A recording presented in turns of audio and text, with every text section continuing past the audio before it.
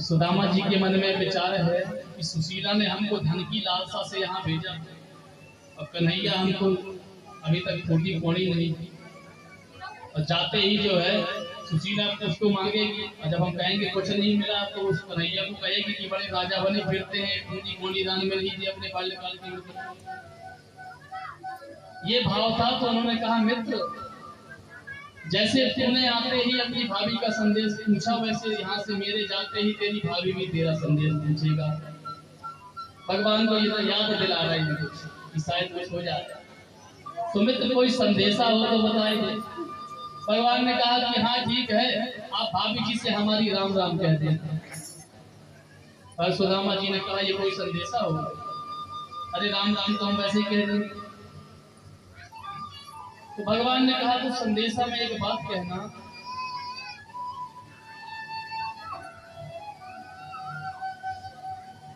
कि अब जब आप आओ तो साथ में भाभी जी को लेकर के आओ। भगवान ने सुदामा जी से प्रश्न किया कि मित्र भाभी जी ने हमको हमारे लिए क्या संदेशा भेजा था, कुछ तो सुनाओ।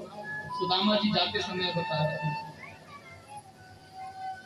सुशीला ने एक ही संदेशा भेजा था, एक मास दो पाख में दो एकादशी हो और सो प्रभु दीन दयाल ने नित प्रतिदिन। सुशीला ने सुदामा जी के माध्यम से एक संदेशा भिजवाया था कि महाराज एक महीने में दो पक्ष होते हैं, दो पक्षों में से दो एकादशी होती है, लेकिन आपने ऐसी कृपा की है हमारे परिवार के ऊपर की प्रतिदिन एकादशी ही बनी रहती है। तो सुदामा जी के संदेशा सुनकर के भगवान ने भी संदेशा भिजवा दिया, होनी थी सो हो गई अब नहीं ऐसी हो, और भाभी तेरे भवन में नित्य द्वादशी हो।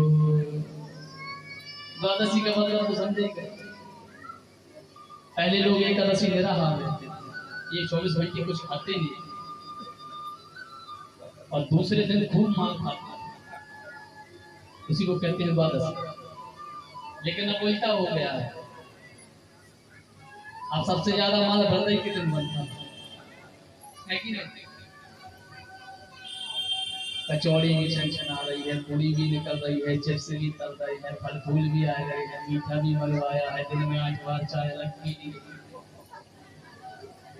हम मुंह लटका के बैठे हैं। अब भोजन की सुगंध पा करके कोई व्यक्ति घर ही में आ गया, क्या बात है भाई बड़ी सुगंध आ रही है, किसी का जन्मदिन है?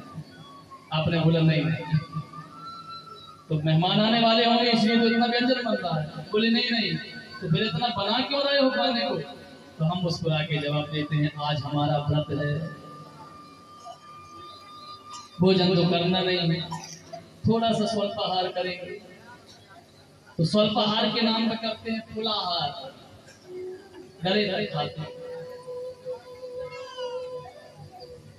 जबकि व्रत में एक तो अगर हो सके तो कुछ ना खाओ, आप निराहार रहो, जल पी कर नहीं चल सकता तो एक टाइम कुछ फल खा लो, फलाहार करो।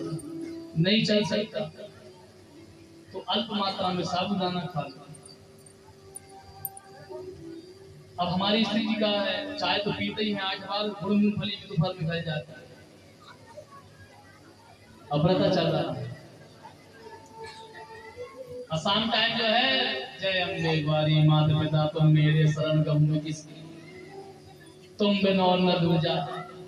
भगवान को कहते होंगे बाहरे भक्त।